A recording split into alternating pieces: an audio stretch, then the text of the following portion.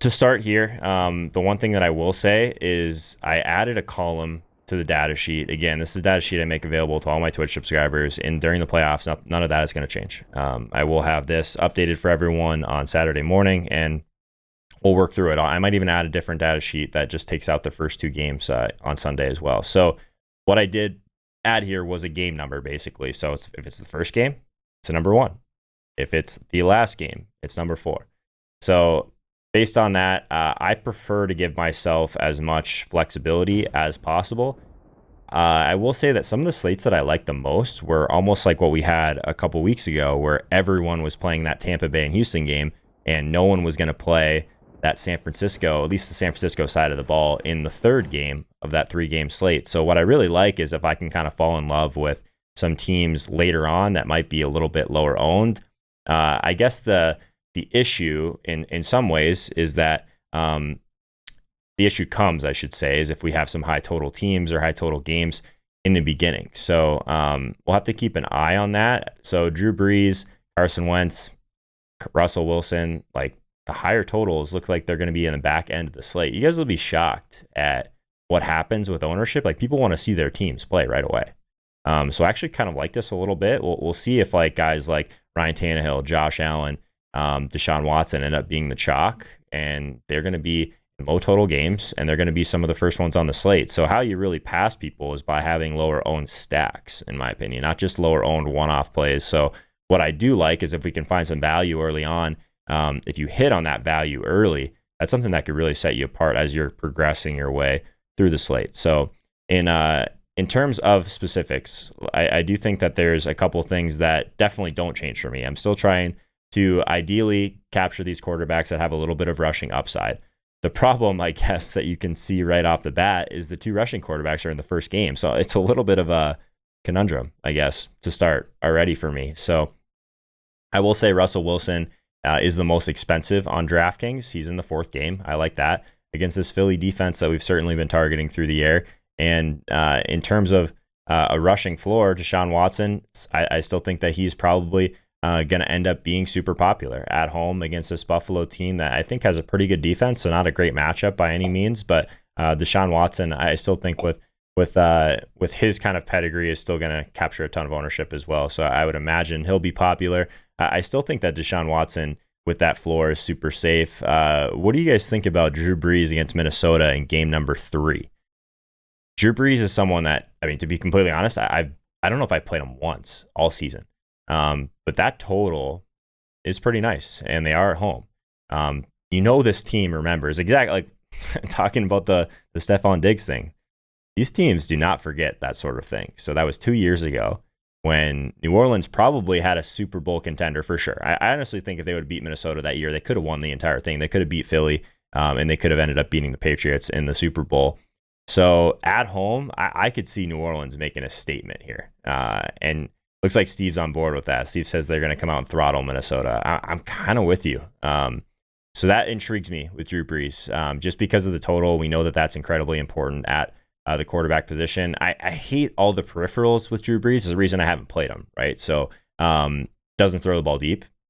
Gives us nothing in terms of rushing yards. I guess you can say, like, if there's a couple quarterbacks in the league that tend to just get a couple 1-yard QB sneaks at the goal line every year, I mean, you could say Drew Brees is one of those. So take that for what it's worth. Let's see what we got here. Make sure I didn't miss anything in the chat here. Flash is saying that Seahawks Philly is not a game I want to save your exposure for. That's fair. I do think that is going to be one. I mean, it's game number 3, right? So game number 4. There was a year, not this one that I've been talking about, the year before, where the 4th game on the slate was really gross. I think it was KC and Pittsburgh, and both those teams at the time had decent offenses. Like KC was just like a very good defense. Pittsburgh had a great defense, and that game ended up going way under the total. And the first score that I had, I actually didn't have one player in the 4th game, so I was like sweating every Le'Veon Bell touch. I was sweating. I think it was Dwayne Bowe on the other side. It was a while ago, but a lot of fun. Stacking Michael Thomas with Taysom Hill. That could be the showdown move, Voldy? Showdown's a whole different animal. I'll definitely be at least exploring some showdown this week. I still think that these 4-game slate swapping me all the way through is my preference for playoffs. So it sounds like we're not on Russell Wilson. I don't know. I still think that Russ is a great play in that fourth game. They're a team that we always want to talk about how much they run, but over the last 3 games, I mean, they're still passing at a decent rate here, guys. Second most on the slate, at least in terms of their pass rate over the last 3 games, depending on if you think Philly's going to be able to fight back. Philly is so decimated by injuries. Like, you got to basically ask yourself if you think that they're going to be able to keep pace. Actually, I feel he's projected for a decent amount of plays in this game, so that's good to know. Most of the plays are kind of, I mean, I don't know if we have a really slow pace situation on this slate, so that's at least nice. The short area of the field, if we were going to kind of target one of these guys that doesn't kind of throw the ball downfield, Tom Brady, someone we haven't talked about yet. I don't know. I struggle with this New England team, but Tom Brady's 5,800. He's the cheapest quarterback on the slate on DraftKings. What do you guys think about Brady? I don't know. Something tells me that they're not happy they didn't get the bye. It's like the first time since like 2009, I think I saw. So I don't know. If there's clear options there, maybe it could make some sense. It's just Tennessee on the other side of it. Unproven for sure. You know, they're going to want to run the ball with Derrick Henry, so maybe it leads to less plays in this game overall. But I don't know. I'm slightly intrigued. It scares me already, but slightly intrigued by Brady at that price point. I don't like that he's in the second game. This could just end up being the trap game. People are just going to keep firing at Aj Brown. I'm sure Aj Brown will get his 125 yards and a touchdown on 4 targets again. That'll be a great time. I don't know what his price is yet, but we'll have to see. Tannehill against New England. I struggle with that one a little bit. Just such a low total. We know that New England has been an elite defense for most of the season. I know they've been struggling more lately. So I don't know. I think Tannehill is the one. Especially, I think I would like Tannehill more if this is like the 4th game. Does that make sense, guys? Like I think this column right here, like I didn't just put this here like just so you guys could like see what game, like it's this matters to me when I'm trying to make decisions and tiebreakers. So Steve saying everyone is on Tennessee here. Tannehill is not going to go in Gillette and win a playoff game. I don't think so either, man. I'm kind of on I don't know. I'm kind of on New England in that game. I'm surprisingly, I guess, on Brady at 5,800. I don't know. We'll have to see what's going on with guys we can pass with. Fade Saturday, hammer the Sunday. Yeah, I mean, at that point, like I'm hoping that we have like some decent value in the beginning. We might not. We might not have any value in the beginning. We'll have to keep looking through that. Let's see. Anything else at quarterback, guys, before we move on to running back? I do think that it's an interesting one, especially because of this like huge total for New Orleans. Philly actually has a bigger total than I thought they would as well, which is interesting considering their injuries. Belichick going to have Gilmore shadow Brown, put 8-9 in the box, and have at Henry. Yeah, it's possible. I don't know. You guys think that Gilmore can just shut down Brown completely? I don't know.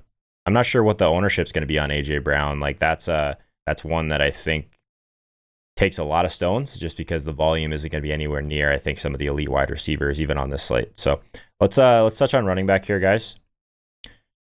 Someone in the chat already is saying that running back is gross. So let's take a peek. What's scary to me? Derrick Henry, I have projected for the most touches on the slate.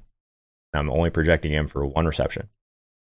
Full disclosure, Derrick Henry won me a lot of money last week on FanDuel, but I think it's a different type of thing still if you're talking DraftKings. But what we don't have on this slate, no more Christian McCaffrey. Can we pour one out for Christian McCaffrey and how fun he was to play the entire season on DraftKings? If you've been with us, we've been on this guy every single week. So shout out CMC. In terms of elite volume, what do we think about Cook and Kamara?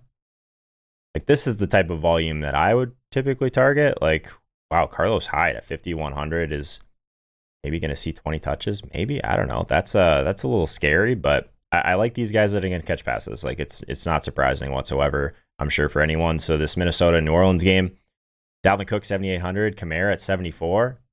I have some interest in that.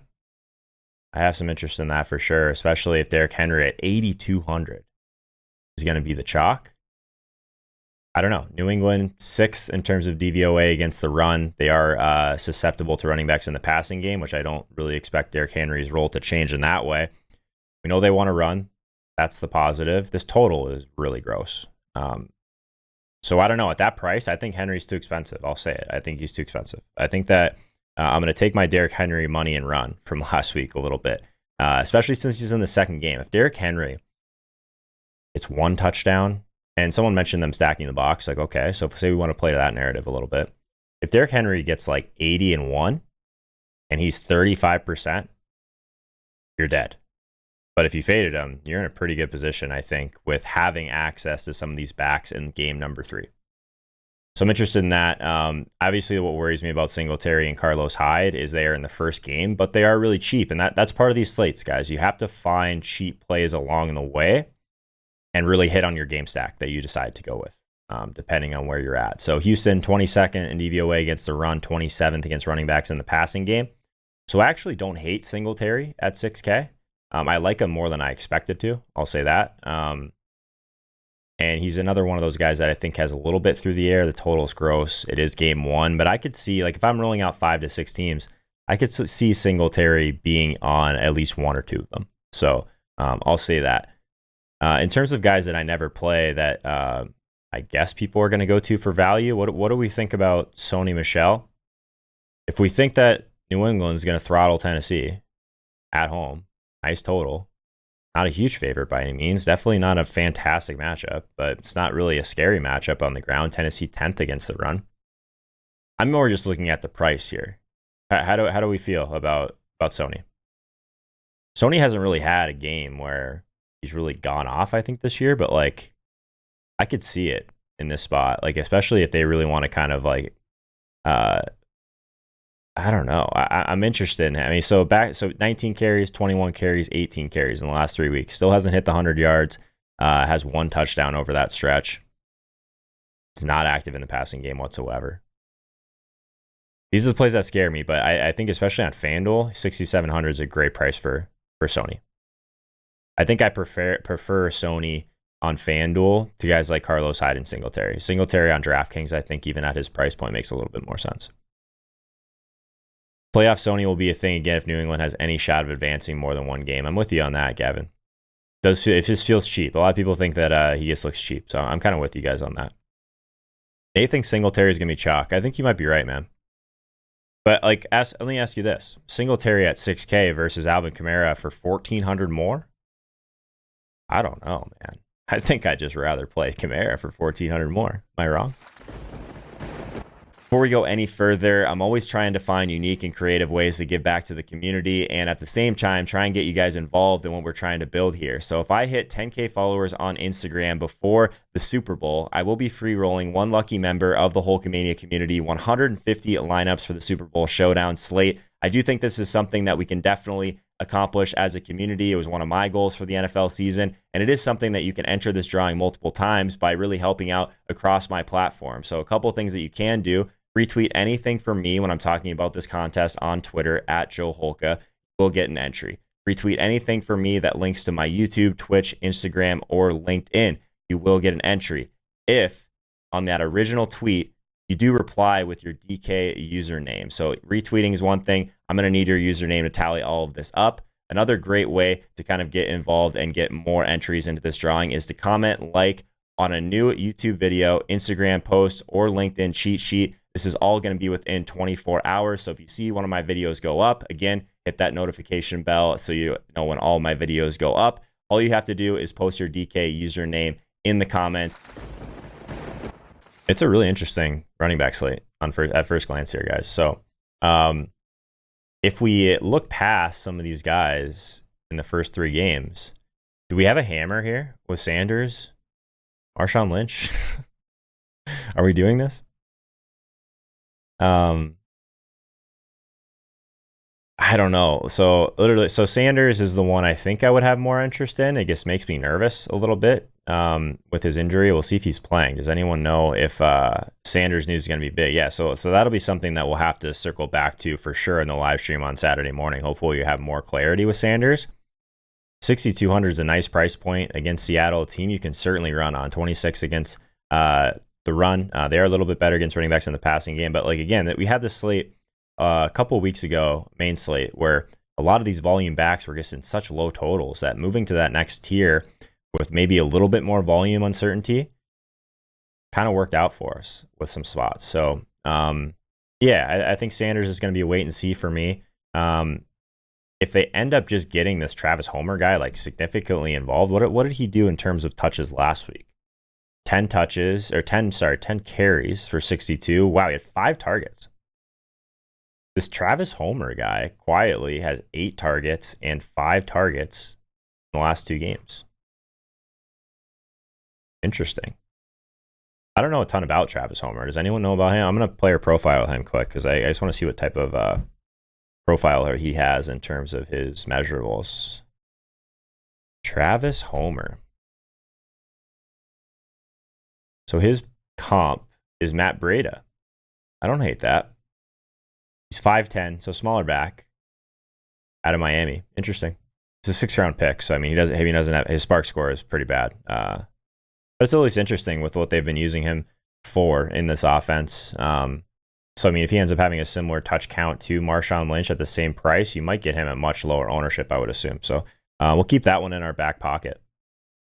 Someone in the chat was saying that he's looked pretty good, better than a lot of backups. So, it's good to know. Yeah, Flash, that's a good point. So, for Sanders, if we leave that spot open, maybe we don't get a ton of Sanders news. Like, that's possible. Maybe we just don't hear a lot about Sanders at all throughout this entire week. In that case, having a slot open and just going to Boston Scott, that might be a great idea. I'm in on that for sure. Because like there's going to be people that just don't have that slot available, right? So he's going to be under owned just because of that. That's sharp, man. It's really sharp. Gavin says if Miles couldn't play on his ankle in a win or go home scenario, yeah, I think that's true. I mean, ankles are scary in general, guys. Like we saw what happened to Alvin Kamara. I still think that Kamara was hurt a lot of this season. And these ankles, like we saw with Saquon as well, like it just takes a while because like it's just one small tweak and those guys are just like set back big time. Can directly pivot to Scott or Homer for Sanders teams. That's true. Yeah, Homer. I mean, I like the idea of leaving a spot open and just like attacking this situation right here. Because there's going to be touches here. If one of these guys like ends up being the guy you need and you're just wasting your exposure with guys like Carlos Hyde, like I don't even hate the Carlos Hyde play in terms of touches. I just hate that he's in the first game. So if he fails, you just limit yourself to being able to attack some of these other guys that are at least in a comparable spot, better total, maybe a little bit less touches, but I don't know. It's interesting. Steve hates the Carlos Hyde play. Shocker. Steve and I are on the same page with that. Anything else at running back, guys? I think we can move on. Is there anything else down here we're talking about? I guess we didn't talk about James White, 5,700. I will say, I believe a couple years ago, I played a James White and Dion Lewis team that did really well. Just it ended up being kind of a chalk scenario for like the passing game, and I just played the running game and caught a ton of leverage with having both, and I think totaled up like, I don't know, like close to 30, 35 touches between the two guys, and I was feeling pretty good about it. I don't know. I mean, there's no chance I'm playing James White at that price on a core team. With that kind of touch total, I don't know, makes me nervous. But he could be low owned. It's a good spot. So that's the thing about the New England thing is I would love, like I mentioned before, I think I would like this New England Tennessee game more if it was like game number 4. The fact that it's game number 2, it seems like one that I'm just gonna be underweight on. It's my initial feeling on it. Kamara and Singletary will be the chalk together. I believe that. I buy that for sure, Sean. Pretty much only with Brady stacks. Yeah, I'm with you on that. I don't think like going just like with a random James White team makes a ton of sense. Yeah, someone else mentioned Birkhead earlier too, Steve. So let's look at Birkhead. So he's 4,500. Again, this is a team total maybe we want to have access to. I don't know, but it like the situation just maybe it just ends up being super spread out. I don't know. In terms of Birkhead and his touches recently, I mean, guy doesn't have over 6 rush attempts in the last 3 weeks. He's not playing really any snaps, so I don't know. Is James White been playing that little? If Birkhead played 13 snaps last week. He had 1 target, 6 carries. White played 22 snaps, so White's like barely playing too. Maybe neither. Maybe the answer is neither, guys. Honestly, maybe the answer is just like have a Sony Michel team out there. I don't know. Is this the week all these full slate Henry Fish finally get punished? I don't know, man. I feel like I kind of just like ran good on the few times I played Henry this year. I played him last week, obviously, and then I played him when he was like 6,900 on DraftKings, and I think he had 2 touchdowns that week too. But I mean, Derrick Henry, AJ Brown, those guys, like I said, I've run good the times I've played them, but they've also buried me plenty of slates. So yeah, could easily happen. Let's move on to wide receiver. Since we don't have Christian McCaffrey anymore, can I give you guys permission to play Michael Thomas? Is that a thing? He's 9,300. I think we're going to do this. Guys, I think it's okay to play Michael Thomas at 9,300. The matchup couldn't be much better. Xavier Rhodes has been absolute trash. Like, I don't think there's anyone on the Vikings that's going to be able to stop this guy. Would you guys be shocked if Michael Thomas had like 15 catches in this game? I would not be shocked. Like, they're going to move the ball at will, I think, against Minnesota through the air. Like, Michael Thomas might be a lock. Nate just mentioned that in the chat. Nate's always coming in with some super smart takes. So I honestly think that he's in the third game. If people just like mess around with that, like the great thing about locking in Michael Thomas to a large majority of your teams is by default, you're going to have a lot of late swap salary available. So I'm in on that. Like I can't imagine trying to like find ways to jam in AJ Brown and jam in DeAndre Hopkins in game 1 and 2 if it meant that I wasn't going to play Michael Thomas. I think that's bad. So someone was saying, yeah, a Julio 200 yards, 2 or 3 T. So the difference, obviously, like Julio and Michael Thomas, it's a totally different scenario. Like they're like the type of routes that Michael Thomas, like no one can stop this guy. Like you just can't, like you can't defend like what he's going to be able to do in the spot. So for what it's worth, Minnesota's been better in the short area of the field, 6th best team in the league at the short area of the field. I just think if Xavier Rhodes is going to be anywhere near this guy, like that's a guy that we're going to have a lot of access to. In terms of, let's frame it this way: like who is the pivot off of Michael Thomas? Dalvin Cook? Maybe people just don't play Dalvin Cook and he's the pivot. That's like my initial feeling. Because we're talking about games 3 and 4 at this point, right? I mean, I have a hard time believing that someone like Tyler Lockett could really get to anywhere near Michael Thomas. Like maybe you get him lower owned, maybe you don't. I think it's probably Dalvin Cook. Kamara's going to be owned. It's interesting. Gavin says he thinks it's a very real chance Michael Thomas is the highest owned player on the slate with Brown Hopkins drawing brutal coverages, tons of cheap running backs. Yeah, I think people are going to jam this guy in. So I don't think we need to spend any more time on that. I mean, it's green across the board. What actually matters at wide receiver? Michael Thomas is good. So in terms of AJ Brown, 7,400. Wow. Can I just say not for me? The only way I'm playing him, obviously, is if I end up rolling out a Tannehill stack, which, again, makes me nervous in the second game. So, I don't know. This seems too expensive for me, guys. Like, this is a great weighted opportunity. I will say that. The one thing I mentioned before with things like target market share, air yards market share, it's always going to be skewed in situations like this where Tennessee just doesn't throw the ball a ton anyway. So he does have a great opportunity set relative to a very small target availability as it is. His yards per route run, we've talked about this almost every stream. It's elite. Like, it's elite. 3.7 yards per route run over the last 4. Michael Thomas, Stephon Diggs, like anything over like 2 typically, pretty elite in terms of yards per route run. So yeah, maybe everyone's starting to feel this way and they just don't want to play AJ Brown at this price. Maybe the people be scared off of this matchup if Stephon Gilmore ends up going up against him for most of this game. Like the whole narrative that Belichick wants to take away the number 1 weapon. Like those are the only scenarios I see myself having exposure to AJ Brown is if I work through that and I think there's enough leverage there. Steve, screw AJ Brown. If he buries me, so be it. I'm just kind of where I'm at, man. But he's like, he just like puts it right down my throat every time. Feels like we got bailed out on that week 17 slate, man. I thought that was going to be an epic disaster. So those are the 2 guys at the top in terms of weighted opportunity. DeAndre Hopkins against Buffalo. I will say one thing. If people are going to bring up the Tre'Davious White shadowing probably the entire week, I don't care at all with DeAndre Hopkins. Like people used to say this about DeAndre Hopkins in terms of like playing him against Ramsey, and he would just score every single time against Jacksonville, it seemed like. So I actually don't hate DeAndre, especially if you're rolling out a Watson team. Depending on ownership, I guess. It's just still think it's a good spot for him. I would prefer him if Fuller doesn't play. So keep an eye on the Will Fuller injury. 4,900 for Fuller if he does play, though. Pretty nice price. At that point, I'm probably out on DeAndre Hopkins.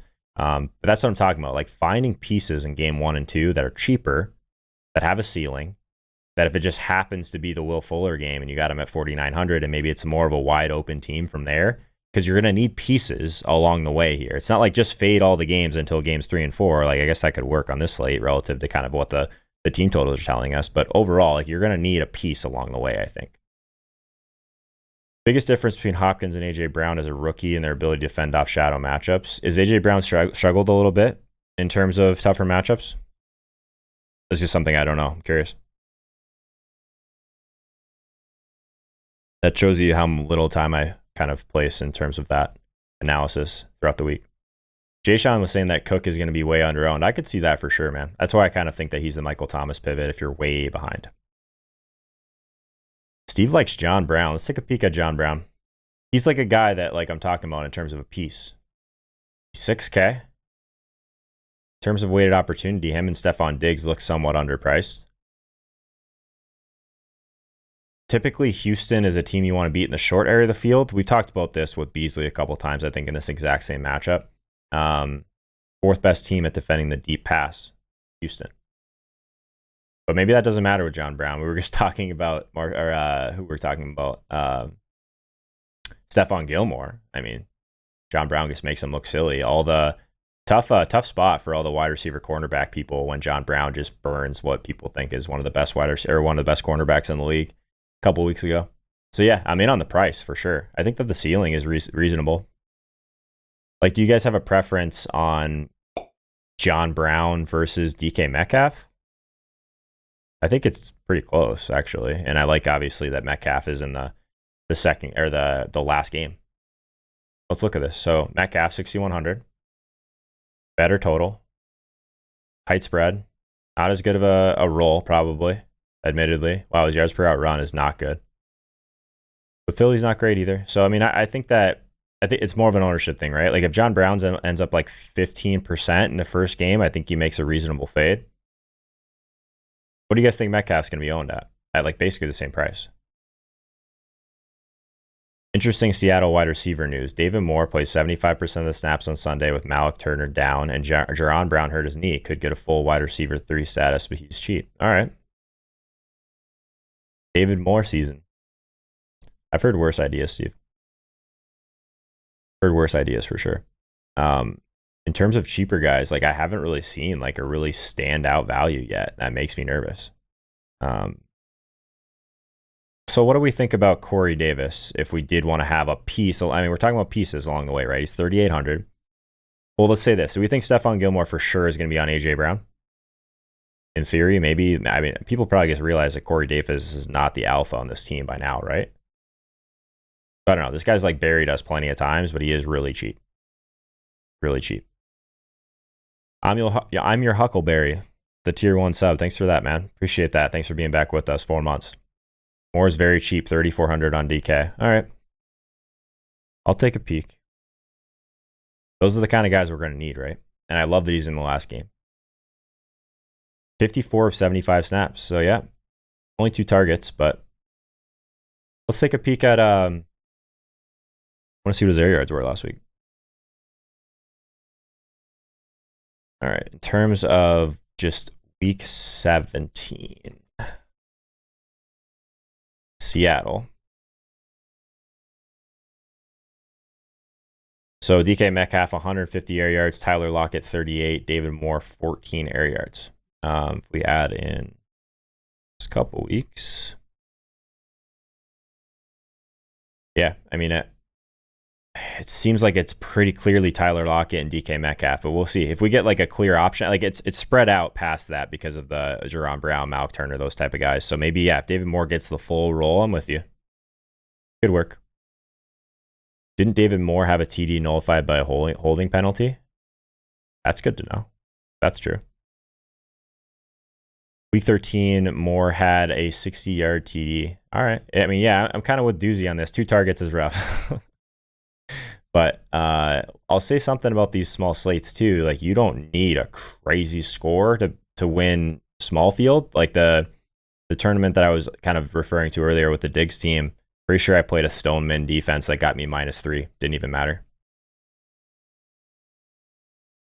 All right, let's keep working through wide receiver a little bit here, because I think this is definitely going to be a lot of decision points that we're going to have to kind of figure out here. What do we mentioned it before, but what do we think about Cole Beasley at 5,600? So, like I said before, Houston in theory like 30th at defending the short area of the field. He's kind of more expensive than I was hoping he would be, if I'm being completely honest. But I mean, for a guy that sees short area targets, a 0.57 weighted opportunity over the last 4 is actually really solid. I mean, he had 12 targets in the last week that he played. 7 catches for 108. I didn't think he had 108 yardage type of ceiling. That was against the Patriots. I have some Beasley interest.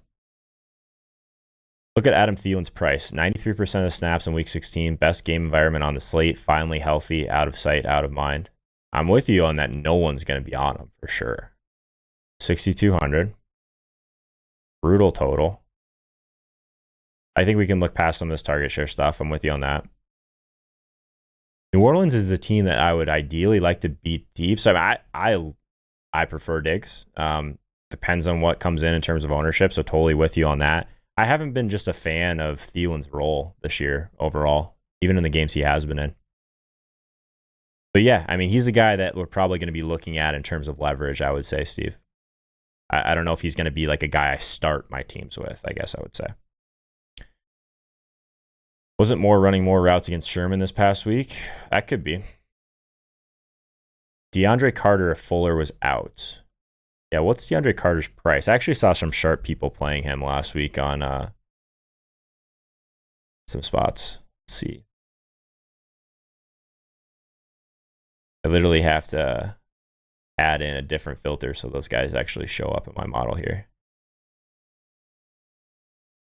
Okay, so yeah, I mean, maybe 3,400 again. Like, these are the bargain bin type of guys. He played 100% of the snaps last week. Like, we know it was a different type of week, but he also had 2 targets inside the red zone, 7 total. Yeah, I could see it being a play, Nate, for sure.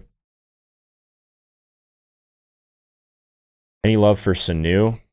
I struggle with like the passing weapons for New England almost all the time, right? So N'Keal Harry is 4,100, Sanu 3,900. I mean, I think if you're rolling out 20, definitely if you're rolling out 150, you'd want to like sprinkle some of these guys maybe because they're cheaper. And if you hit on one of them, I think you're in good shape. I think trying to figure out which guy it's going to be is going to be really hard. That's what makes me like really struggle to play Brady pretty much all the time anyway. Like, we have no idea how healthy Edelman is. And then all these other kind of ancillary pieces, like none of them are really projecting well. I think that, yeah, like having exposure to Edelman at 6,500, probably no one's going to play him. Sanu and N'Keal Harry, flip a coin. They're like right next to each other, I think, in the projections. Like, these are guys that I would love to just like take flyers on dead teams. I think I've said it 4 or 5 times now. I wish this New England game was like game 4. So, let's see what we got here.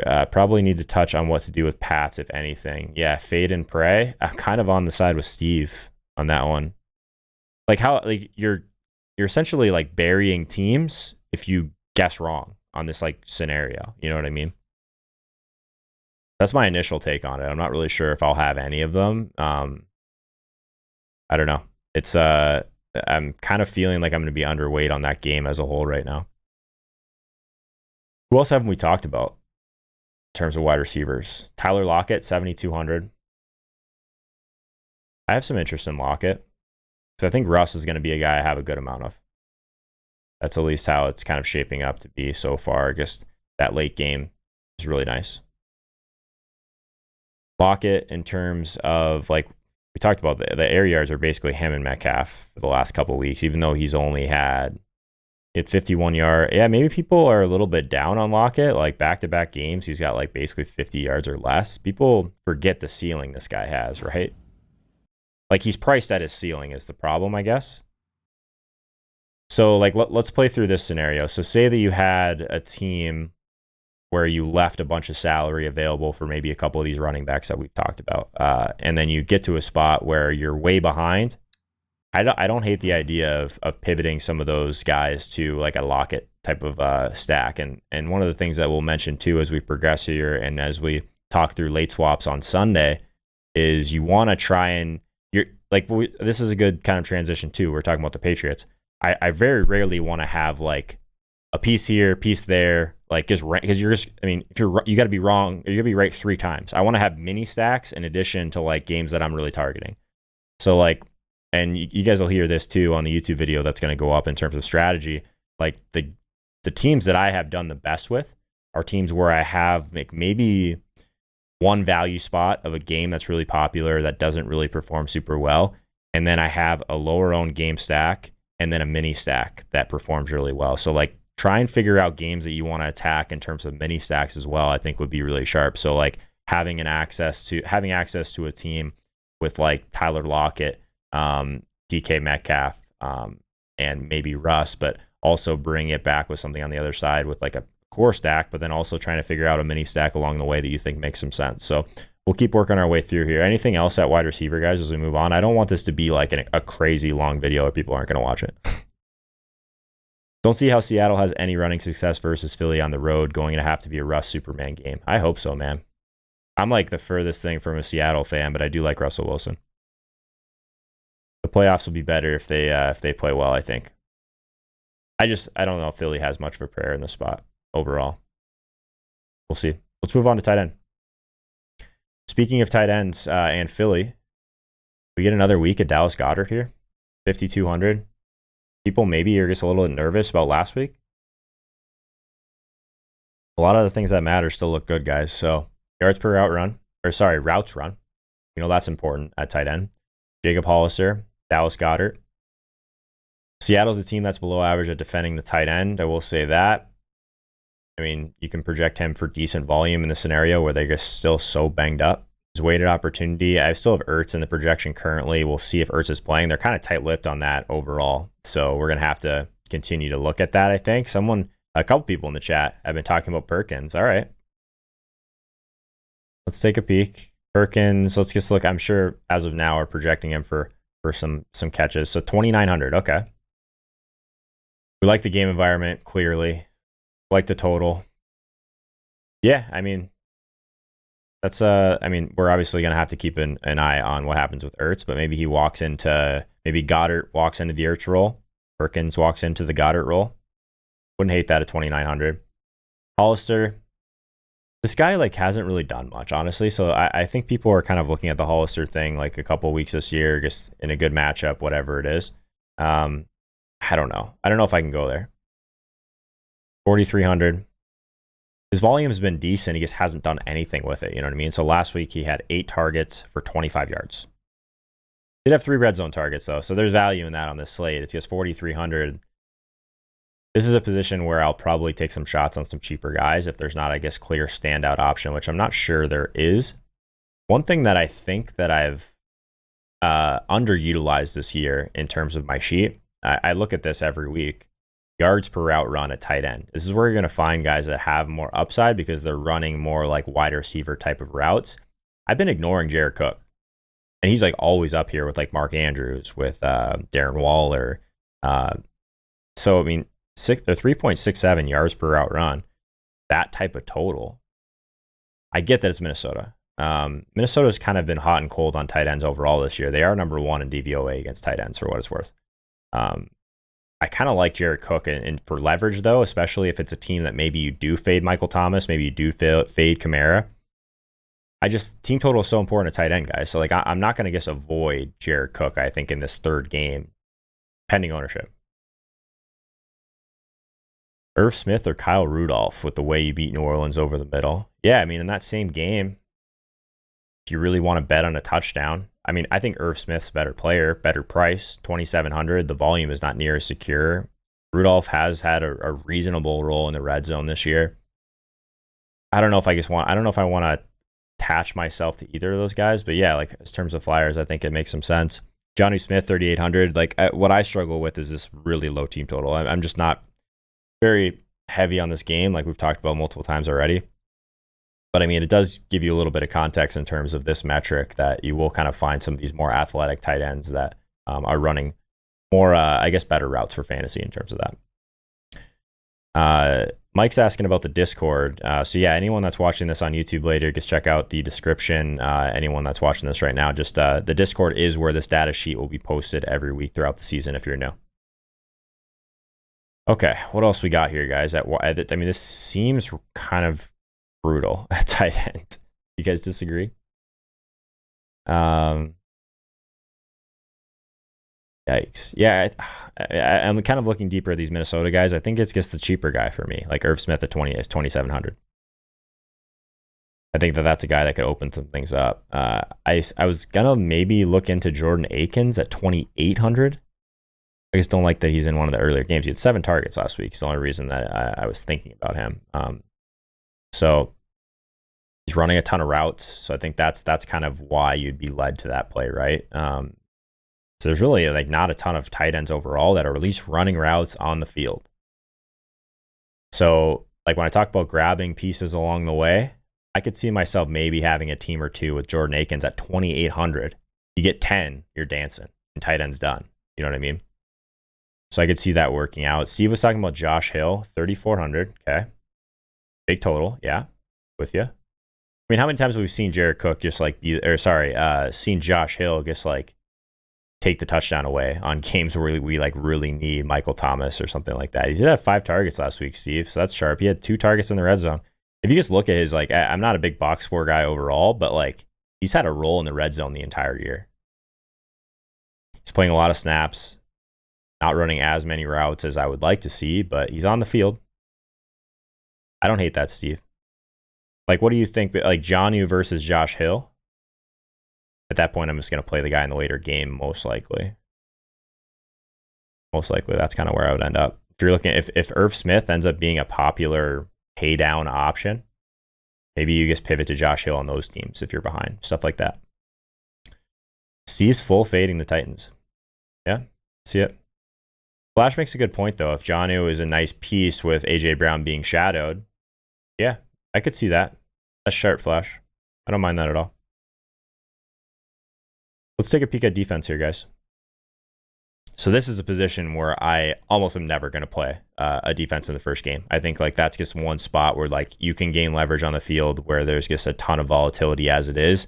So I would be shocked if I have a Houston or Buffalo team and I haven't even taken 1 second to look at it yet. Houston's 2,600. Let's look at some pressure stuff first. New Orleans pressuring more than any team on the slate. They are in the 3rd game against Kirk Cousins, who doesn't throw picks, but he does take sacks. They are a massive home favorite. I'm definitely going to have some New Orleans shares. They're very expensive on FanDuel. Wow.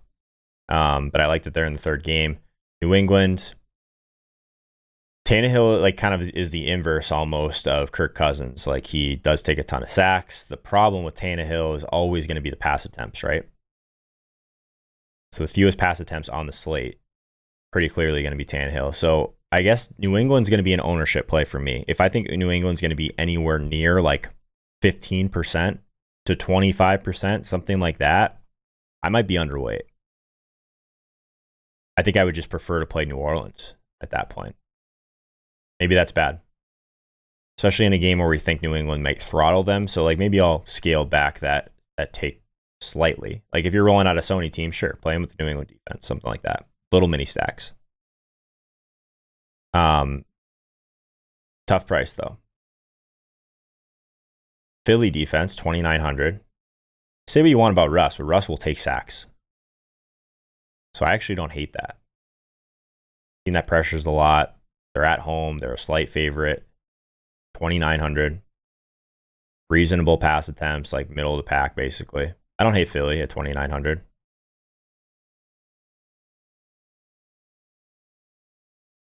Let's see. We got some drama in the chat here. Not drama, but some discussion. Flash says that fading Tennessee completely is dumb. If you're running 150 teams, never fading anyone, I don't know, guys. I'm not scared to full fade. I'm kind of with Steve. I'm not scared to full fade. I'm not. I don't honestly. I'm the type of player that I'm not scared to lose. So I'm going in on a core. That's fine. I think maybe part of what Steve means is like having like heavy access to one of these beginning teams is just going to limit you down the stretch.